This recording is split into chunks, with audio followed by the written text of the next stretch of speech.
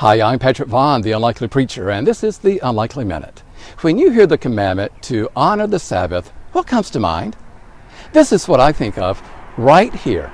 It's the 96th Presbyterian Church in 96, South Carolina. 96 is my hometown, and whenever I hear that commandment, for some reason, I think about this church.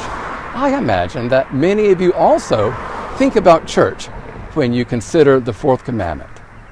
The fourth commandment, though, particularly as we understand it in the book of Deuteronomy, is not about going to church. It's about what God is doing in the world.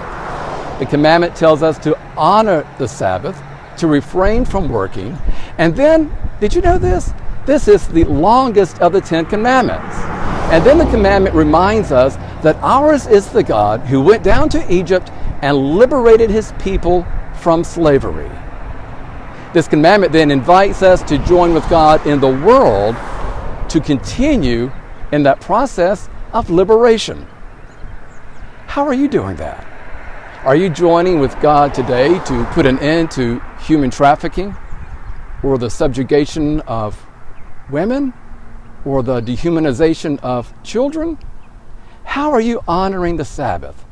By joining with God to break cycle after cycle of poverty, violence, and slavery.